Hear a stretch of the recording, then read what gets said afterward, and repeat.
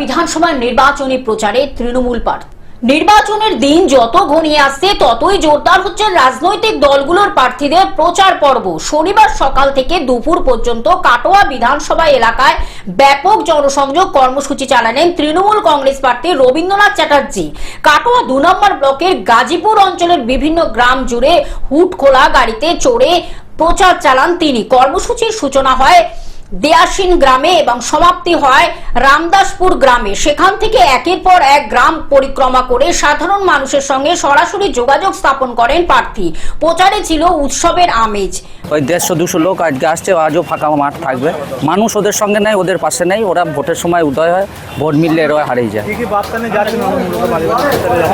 বার্তা তো দেওয়ার কিছু, আমরা তো সারা বছর 365 দিন মানুষের পাশে। গ্রাম বাংলার অভূতপূর্ব উন্নয়ন, জন্ম থেকে মৃত্যু পর্যন্ত মমতা বন্দ্যোপাধ্যায়ের 80টির ওপর প্রকল্প।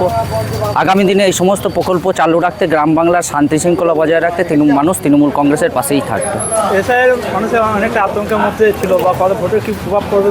এসআইআর তো পুরোটাই প্রভাব পড়বে। এসআইআর নাম করে নির্বাচন কমিশনকে দিয়ে বিজেপি যেভাবে মানুষকে হয়রানি করেছে, সকাল থেকে রাত্রি পর্যন্ত বিডিও অফিসে দাঁড় করিয়ে রেখে যেভাবে 70-80 বছর বয়সের বৃদ্ধ মানুষকে হয়রানি করেছে, প্রসূতি মাকে হয়রানি করেছে, তার প্রভাব তো ভোট বাক্সে পড়বে।